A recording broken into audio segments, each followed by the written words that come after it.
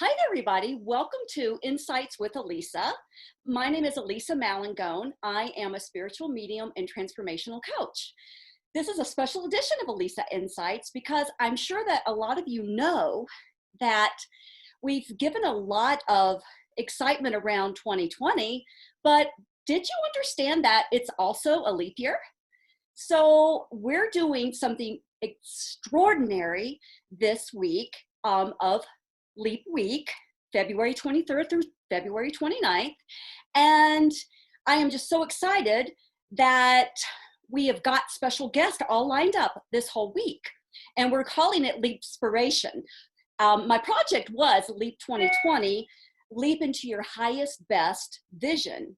So I am so excited to introduce our first guest, Nick Demas. He is a Tony Award-winning Broadway producer, filmmaker, writer, and a conscious creative coach who has been teaching meditation, pranayama, and helping people tap into their highest best purpose in selecting businesses for themselves that align with their soul's purpose. Nick, welcome, and thank you so much for joining us today. Happy Leap Year. Happy Leap Year to you. Thank you so much for having me. I so appreciate being able to speak with you and be in front of your amazing community of people who I know, knowing you, are inspirational and are enlightening and are just downright good people. Oh, goodness. Thank you so much, Nick. Well, yeah.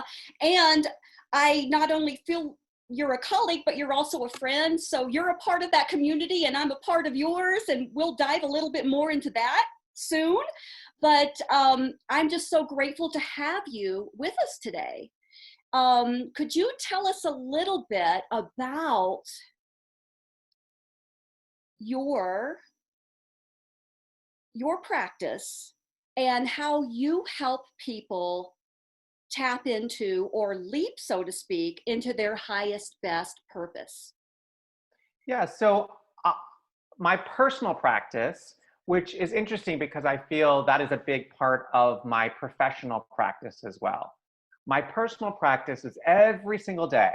I wake up every single day, rain or shine, no matter what's going on in my life. And I have for a good 15 years. I wake up every morning, and before I have coffee, before I have breakfast, before I do anything, I have what is called a sadhana, a personal practice. And it has really informed everything that I have done professionally in the last 15 years.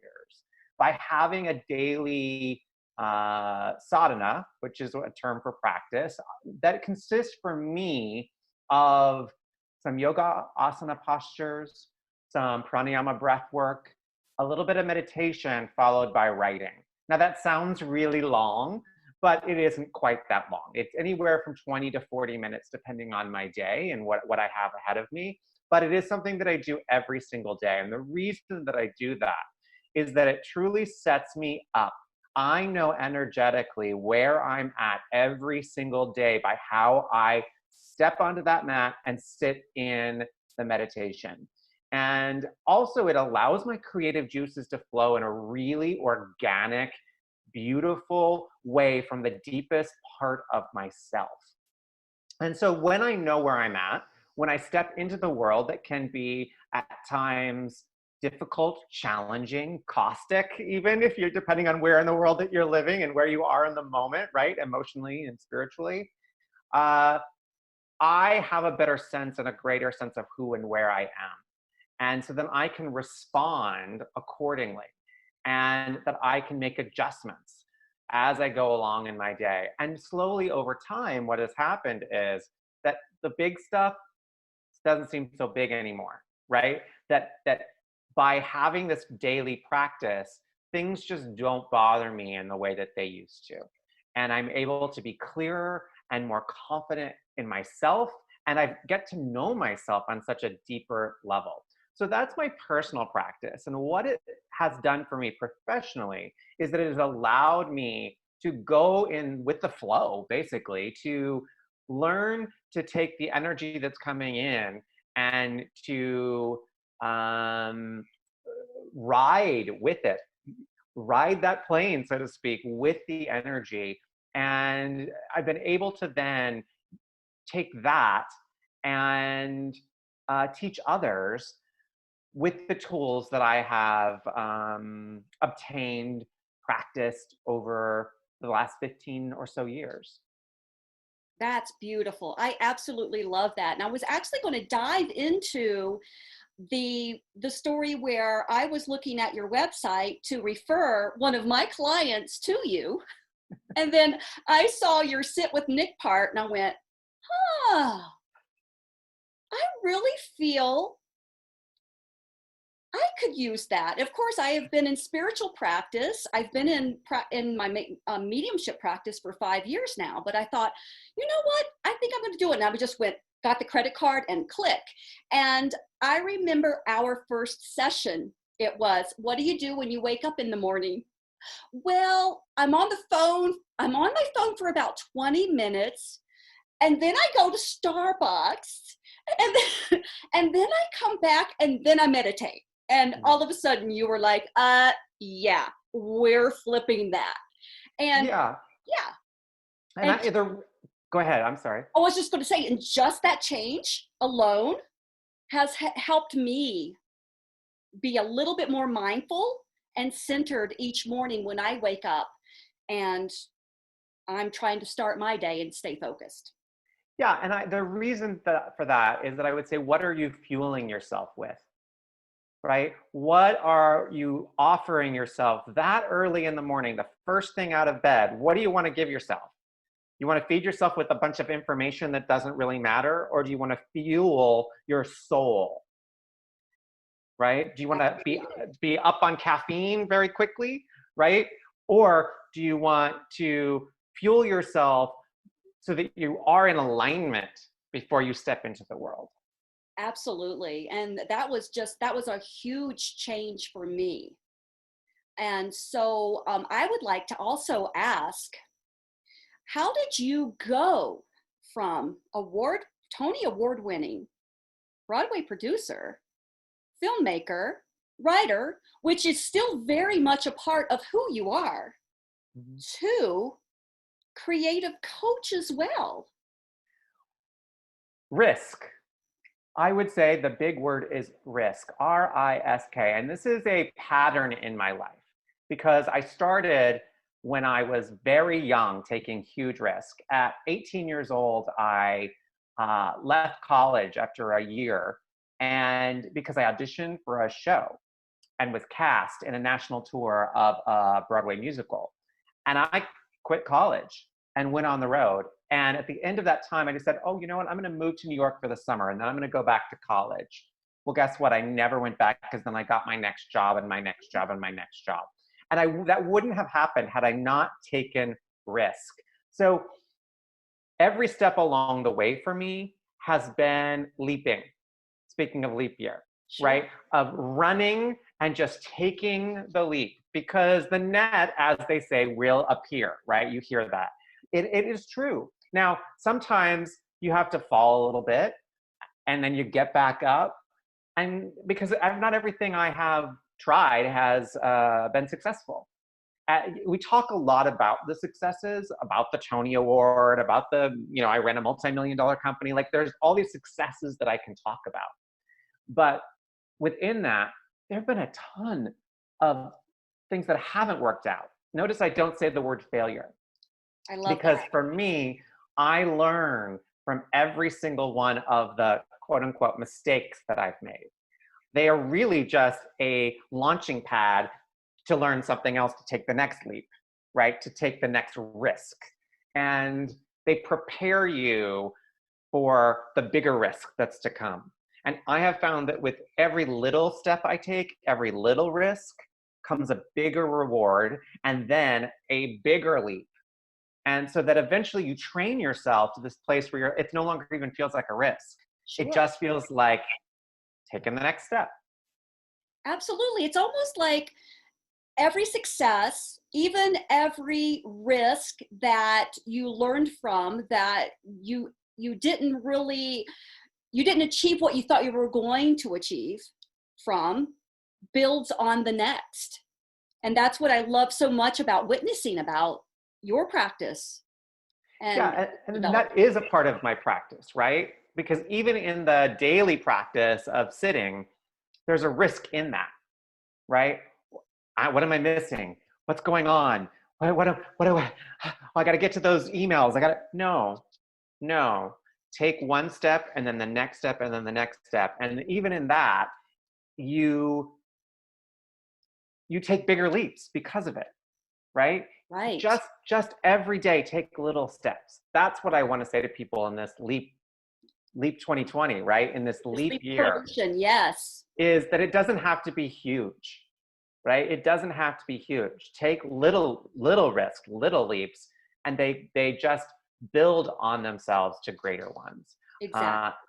And I think now, how did I come now to being a coach? That's such a good question, because I don't think of myself as a coach. That's so interesting. People call me that, but I don't really see myself as a coach. I see myself as a storyteller who helps other people tell their stories, whether that's in creative ways through art, or if it's in being a coach themselves, whether it's inspiring people in some way.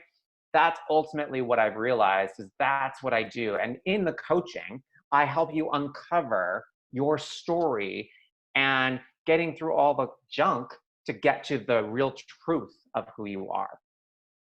Absolutely. That leads me to a good point of when I sought your help. I actually came in and went, okay, I'm going to work on Leap 2020, and I want to work on this project, and I want to work on that project. And then when I got there, I went, oh, I think we might need to back up and peel back some layers. Yeah. And I realized it was almost like, I felt like with my story, it started with, I was a sweet little child, minding my own business, not turning tricks on the street, And then somehow I got here. But I remember one whole session was really on a traumatic event in my life. And I thought, after it was over, I'm like, oh my gosh, I sort of feel like I've wasted a whole hour talking about that. But then as the day went on, I went, you know what though? I feel so free. So that leads to my next question of, when you do sit with a storytelling client and they are coming to you for motivation, inspiration, how do you start with peeling back those layers and those limited beliefs and those past stories that we stay stuck in? Well, really what I realize is that people are coming for clarity, some form of clarity in their life, right? And that we all know the answers already within us, right? I can't give you or tell you any answer to any question that you may have. The story is yours, it's not mine. So what I do is really just pull back the lens for you and offer you a broader look at it. So typically, I just ask a lot of questions, and the questions lead us to an opening. And in that opening, I'm able to pull back the lens, draw it a little bit bigger. And typically, it just helps people see things from a new perspective and in a new way. There's nothing wrong with you. You are completely whole, just as you are. And when people begin to realize that, and they realize that, oh, I just have some layers of stuff that I'm holding on to. And really my job is to help you lighten up. Oh, yeah. And when you begin to take away, it's a takeaway, don't add. You don't need to add anything. We just need to take away some stuff that's in your path from you seeing the beautiful, clear story of your soul's purpose that I see. Beautiful. Well, I certainly do remember the first 90 days of working with you was really peeling back the layers. And then our next session after that, it was, oh, after the breathing that we go through in the beginning, I went, you know what, Nick? I think I've arrived. And I do remember, and I love that you made that point of allowing people to know that they're not broken. It's not that they need to be fixed. They just need to remember. They need to remember. They need to remember. And I remember several times during that first 90 days of working with you, Elisa, you're enough. You're enough. And I went, well, God, yes, I am. So, I have just really enjoyed that experience. And again, well, I've enjoyed working with you. You're an ideal client because you do the work. Oh, thank you. Well, I know I was just sitting there going, you know what? I really want to dive into this career stuff, but I think I need to go back to past traumas. And you're like, okay, let's do. Well, I'm like, let's do it. Because here's the thing. People will come to you for one thing, but it's all combined. It's all together. It's not like, oh, well, my career's over here and my past life is over here and they're separate, right? No, one thing informs the other. And so whether you come to me, this is why I call it storytelling, because whether you come to me for professional business coaching, or if you're coming to me for a more personal or spiritual coaching, it's all the same. Sure. It's all the same. It's Absolutely. so connected. It really is. It's all of who we are. You are a fierce businesswoman. You are a spiritual teacher. You are a mother. And it's not that you are these things separate, right? When we come into oneness and wholeness and we assimilate all these things, that's when our divine light shows so brightly. Oh, I love that. Yeah, I just, again, just to reiterate what it did for me to peel back the layers. And then the first week of January, I thought, oh my goodness, I just achieved the goal that I wanted to achieve towards Leap 2020, but it wasn't the path or way I thought I saw it when we started here. So that really does raise a good point there, that when you do go into any type of coaching, practice, or you're working with any type of practitioner, go in with an open heart and an open mind. Yeah, because it doesn't ever look the way you think it's going to look. Life doesn't look the way you think it's going to look, right? Exactly. And when you go with that flow, when you go with the energy rather than trying to control it, that's when magic happens. Right. That's when, like you said, suddenly you're like, oh, I've arrived in a way that I did not expect, right? And you didn't even know that you needed to get there. Right, exactly. You know what I love so much about you is that you also do the work, and you are fearless in sharing your own evolvement, social, in like through the social media and everything. I had the honor of meeting you just a few years ago when you were starting your year of gratitude. And when I first met you with that, your goal was to video journal 365 days for the year of 2018. Gratitude every single day. And you, my sir, did it. And it was amazing, and it was so inspirational. And I know that now a lot you're doing dancing, we're dancing into it. I'm like, oh yeah, come on. It's Dance 2020. It's Dance 2020 this year. I'm waiting to hear like the beginning of your Facebook lives with a little bit of like wiki wiki wiki wiki. I need a DJ. Right? So, could you share or just tap in a little bit on that, as far as what that felt like for you? Because I certainly saw the evolution from the first day of 2018 to the last. Oh, wow. I'd love to hear what you saw, because the experience of it is probably slightly different than what people saw. And you probably have more insight into what I experienced than I do. Do you know what I'm saying? But I will say this. I do want to hear what you have to say about it. But from my perspective, I made the decision that I was going to commit. I was going to commit to doing 365 days. And once I made the decision, that was it. I'm stubborn. I'm a Taurus. I'm stubborn. I was like, I'm going to do this. I'm going to show up every day. Having gratitude every day is easy. There is so much to be grateful for. There is so much in this world. In fact, I could do it. I could just keep going. I could continue every day. And I still do have a gratitude practice, just not so publicly on a blog. Sure. Right. But what was difficult were there were days where I didn't want to show up. And what I realized is that I didn't want to show up for me, for myself. You know, I was wanting to, as they say, play small. I was not wanting to expose so much of myself, to be that vulnerable, because there were days where it didn't feel good, right? There were days when I was in bed. I was in bed sick, and I turned the camera on, and it was very vulnerable. And but I also learned that gratitude isn't in the big things, right? Right. You hear this, but as the year went on, I realized that I was grateful for the lessons. I was grateful for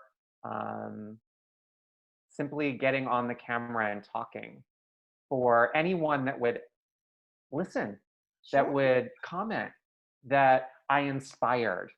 That really was what I was not expecting. I expected maybe some people would listen, maybe some people would like it. It was really an experiment for me to sense more gratitude in my life. I did not realize the impact that I would have of inspiring others. So when you say you were inspired, that hits me hard. That hits me, that's really beautiful. So thank you. Yeah, well, you're very welcome. And yes, it was very inspirational in so many ways. And I'll share a little where I would see you pop on not feeling well, or you would be in New York City and you would be grateful for New York and you would share why, to being happy. And I hope it's okay that I share this, but you were grateful one day for being a gay man. And I went, huge. I'm like, I just love that, you know, and that expression and your why. And and speaking of why, I felt like it came from day one to day 365. I think you found a deeper why. Yes. In and I saw it. And you and I had an opportunity to talk around the first of 2019. And it was amazing how so many things started to unfold. I believe, if I'm correct, you had your website ready to launch. And it felt like there are so many ideas and aspirations just really kind of developed from the commitment to that process. Not so much just the gratitude, but just the commitment to the process as well. I think it was both, because by expressing so much gratitude, and not even expressing it, from feeling so much gratitude, it opened me in such incredibly new ways. And the ideas just started flowing through me, because I was so grateful for what I had that it began to then offer me so much more. Sure. And I think that was a big part of it. And you're right, the why, that's so good. That is so good. The why really deepened over the year. I haven't been able to put my finger on exactly, and you just spoke it for me. So thank you for that. Oh, thank you're so welcome. Well, and you helped me you helped me reestablish my why. We kind of do that for each other. Yes. But, and that's the whole thing, you know, people, they search you for what you do, but they really, they hire you for why you do what you do, or they seek service from you for why you do what you do. Yes, and I would add, and they stay with you because of you being you. Exactly. I love that. Absolutely. And that's why I just love your approach so much, because You're relatable. You hold Am I? I think you are. Yeah, I hope so. I think you are. I always call myself a bridge. I love it. That I have been since I was a very little boy. I have always been the bridge between people, between factions of people. You know, there are always like, you know, like in school, there are always those groups of people, right? And Right. I was always one that didn't just float. I brought people together. And I still, as an adult, that really, as an adult, I'm nearly 50. As a We're middle-aged finding our person, way. yeah, I'm finding my way as a middle-aged person. I am still that. I bridge and bring people together, and because really, for me, life is about connection to soul, person to person, one to one, and one to many. Exactly. And that goes back to one of your gratitudes that you journaled back in 2018. You were so grateful for connections. I remember that. That sat very well with me. It really tugged at my heart. I went, connection, that's what it's really all about, isn't it? Yeah. And I too was that teenager in high school where, you know, everybody said, were you popular? I said, well, I think I was known. You know, this group knew me, that group knew me, this group knew me. Yep. So Same. yeah. I think I was known because I was a part of everyone's group. I welcomed them and they welcomed me. So I love that we have that in common. So if someone would like to research and seek your services, Nick, what is the best approach and the best way for them to do so? So first, you can go to my website, and there's a lot of information there at the Nick Demos, TheNickDemos.com, thenickdemos.com, or I'm on Facebook, and I do lives, a couple Facebook lives a week, also at the Nick Demos, and on Instagram as well. Those are my primary places, and I'm other places, but those are the primary best places to find me throughout the week. Wonderful. Yes, and the Facebook Lives are when you do the dancing. I love that. Oh yeah, Yeah, we dance. We're dancing in 2020. Exactly. Yep. I'm going back to my early career. Well, this has been so enjoyable. You are such a treat to talk to, and I want to thank you from the bottom of my heart for being a part of our Leapspiration Week. Thank you for having me. Oh, absolutely. I just thank you so much. So I'd like to ask a quick bonus question before Okay. Or maybe we might do a few, but okay. But one, okay. Yeah. So what is your quirkiest hidden talent that, because you're a public figure, people don't know about you, sir? I don't think this is a hidden talent, but I'll say that I have something that's really quirky, and it's a guilty pleasure. Okay. I'm going to go for a guilty pleasure for you. Don't tell anyone. It's a little embarrassing. Me and a million people. Just me and a million people. You know, it's a little embarrassing, but I watch General Hospital every day. I love it. I love it. I love it. I love it. For like 30 years, I watched General Hospital. It's my escape. It's just, I just love to go into this world, and I have for like 30 some years. So that's a guilty pleasure. Hidden talent. I don't think I'm having. Here's the thing. I don't really have any hidden talents, and I'll tell you why. Because, like you say, I go from thing to thing to thing to thing, and I'm very open. You know, you're not going to find a lot of secrets from me. So if I've tried it, you hear about it. It's true. You are what Marie Forleo has coined the phrase multi-passionate. And that's what I love so much about you. Well, thank you. I call it a multi-hyphenate creative. Right. Oh, I love, love, love, love. You're a word make-upable. I love you. You want to know mine? Yeah. Okay. I can take top 40 songs and turn them into Christian musical nightmares. Whoa. Okay. No, I always tell people, like if I'm in my audience readings, I'll share, well, where God blessed me with the gift to speak to spirit and deliver messages, I'm lacking a little bit in vocals, but it's all okay because, like Nicodemus has told me many times, I am enough. You are enough. So, Nicodemus, one more question before we leave. Okay. What is a go-to or something when you travel that you can't leave home without? Oh, Like a book or? well, actually, I always bring a yoga mat. Ah, I always bring a yoga mat, beautiful, beautiful. no matter where I go. Right. Mine's a little quirky Okay. because I'm a little germaphobe, but Uh-oh. and bugaphobe. So I bring bed bug spray. Well, that's not a bad idea. If you're staying at, depending on the hotel, Airbnb especially if you're in you're New staying York, at, especially if right? you're in New York City. Right, exactly. I So experienced that one bed bugs once in New York City. It was not fun. I can imagine. I can imagine.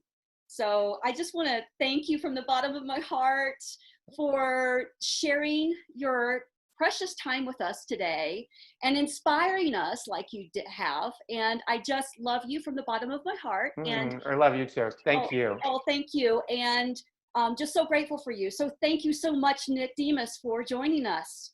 Thank you for Have an having me. amazing leap year, my love. You too. Amazing leap to all of you out there. Take big risk. Absolutely. Take big risk and risk and risk and risk. Action brings clarity. So Yes. take the risk so that you can find your highest, greatest, clearest, best self. All right. That's a good way to leave. Much love. Thank you. Thank you.